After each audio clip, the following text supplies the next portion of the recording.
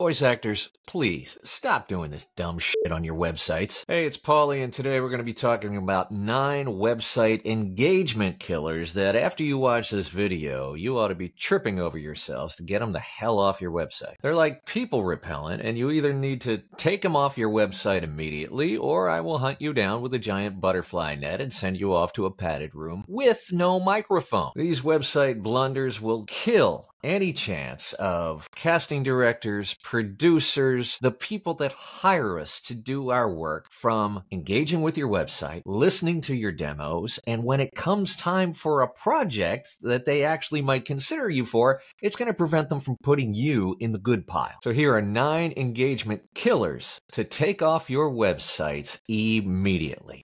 Number 9, a demos page. Let me say this clearly.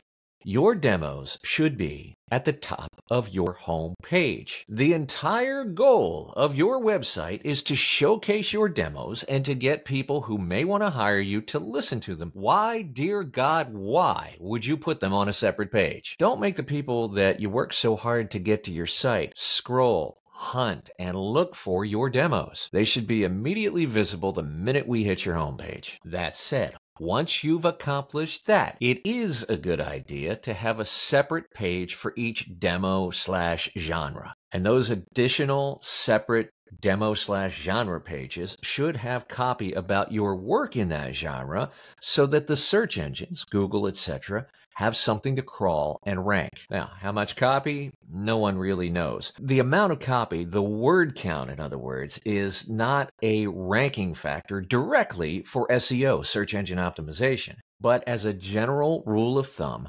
longer form content outperforms shorter form content with regard to the search engines. So, demos on the homepage, and then if you want, you have the bandwidth, you have the know-how, a separate genre-related page with your demo at the top in that genre, which contains keyword-rich copy so that the search engines can crawl it, understand it, and rank it. Number 8, you-focused copy. The biggest mistake I see, probably the most common mistake in my humble estimation, maybe 99.9% of all voice actor websites make this mistake. And I don't mean the company voice actor websites. I mean websites by voice actors in general. Make this mistake. The copy is all I, me, my. I call it I, me, my syndrome. The copy is all about them and how great they are and their capabilities and their studio and the genres that they work in and their clients and on and on and on and on. Now imagine you're a prospect hitting that website for the first time. How do you know that that voice actor understands you and your problems and challenges and what your pain points are and your needs and how they can help you solve them? The short answer is you don't, and you're likely to move on. Now, as my son often tells me since he was 3 years old,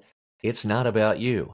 Make the copy on your website, especially on your homepage, focused on the client, on their problem, on their challenges, on their pain points, and then how you help them solve that. Change I, me, my to you, your. Number 7, long paragraphs. I'm not sure when this became the norm, but there is hardly anything more off-putting on a website than these huge blocky chunks of text. Break that shit up. Keep your paragraphs to 2 to 3 sentences tops. Shorter paragraphs are eminently more readable than long, blocky chunks of text. This again is important for your homepage especially, but also true for the interior pages of your website. Number 6, dates on blog posts. Let's talk about blogging for a minute.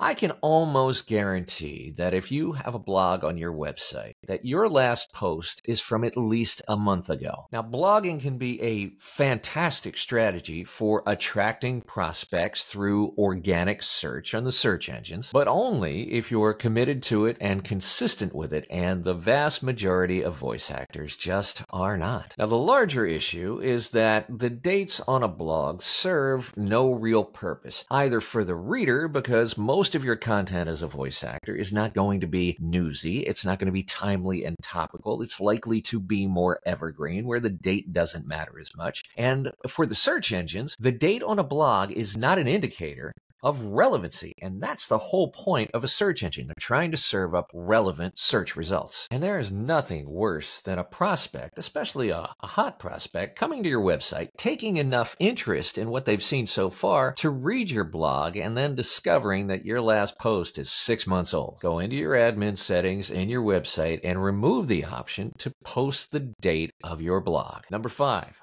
WAV files. Back to demos for a minute. All the demos on your website should be downloadable MP3 files. Why? Because the MP3 audio format is the most recognized and the most widely used in the entire world. That's why auditions should always be done as MP3s, unless you get a rare request that it needs to be in another format. And your demo is nothing more than a proactive generic audition. The only time you would use a higher quality WAV file is when you're doing final work for a client, and they're going to want that high resolution, high quality WAV file for the final work project. So if the demos on your website are WAV files, then they're going to take longer for your prospect to download, and they're going to take up needless space in that prospect's filing system. Wherever they put that file, it's going to take up space. That's not doing them any service. Number 4, testimonial pages. What? You're telling me I shouldn't have testimonials on my website? Well, what about all the trust and credibility that testimonials provide? What about all the data that says how effective social proof and testimonials are? What about all the trouble I went through to have my clients provide me great testimonials? Settle down, Beavis. I didn't say don't have great testimonials on your website. What I said was don't relegate them to a separate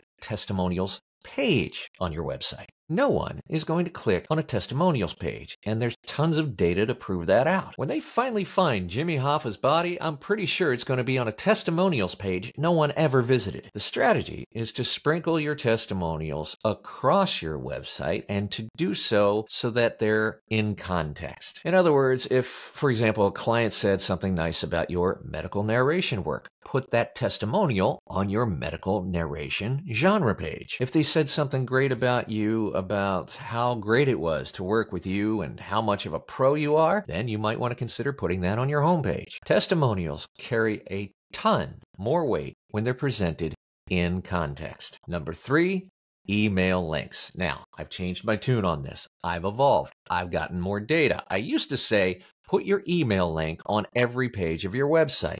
I now no longer say that. Opt instead for a contact form on your site. Contact forms are far superior to email links. The first and biggest reason is that a contact form will provide a superior spam filter so that you're not getting as much spam and bots, whereas if you put your email link on your website, you're sending a blinking neon red invitation for spam, for bots, for all kinds of garbage that you don't want or need. It's just noise in the system. Now, as far as contact forms go, here's my best advice. Keep your form as short as humanly possible. Why? Because you want people to complete the form, don't you? The longer the form and the more form fields in the form, the less likely they are to complete it and submit it. Now, in my humble opinion, I would say ask for first name, email address, and whatever comment they want to make. That's it. Every other form field in your contact form is likely a question you could easily ask offline and is going to become an additional barrier to form completion. Number 2 is links to platforms. This one makes my head explode. You spent all this time, possibly money, and certainly effort to get prospects to your website. And then you link them out to another website that contains tens of thousands of other voice actors. That's like going on a date to a fancy restaurant, bringing her flowers, having her serenaded by a quartet, and when she finally wants to come back to your place, you open the door and promptly introduce her to dozens of eligible bachelors, many of which are more handsome and richer than you are. That makes no fucking sense!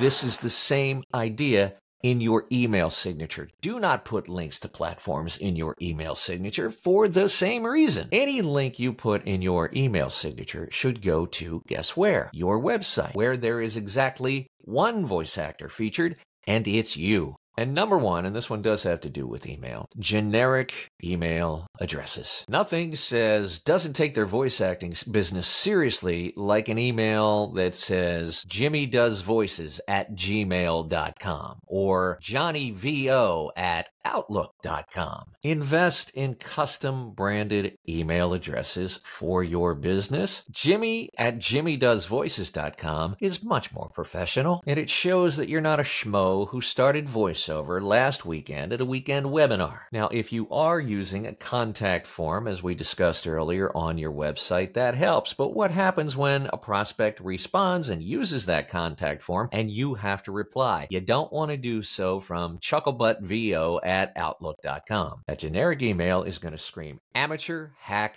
hobbyist. Yes, a custom branded email address will cost you a few dollars a month, I grant you. Stick a crowbar in your wallet and stop looking like a dabbler. Visit vopro.pro to get my Move, Touch, Inspire newsletter every Thursday for voice actors, as well as information on the VO Pro community and the VO Freedom Master Plan. If you found value in this video, help us help other voice actors by sharing it with them. Give us a like, subscribe, and hit that notification bell so you'll be the first to know when we publish new videos every week. Most of all, thanks so much for the conversations we have in the comments section. The more we talk, the more we listen, the more we have civil dialogue, the more we exchange information and ideas, the better, stronger industry we will have for everyone.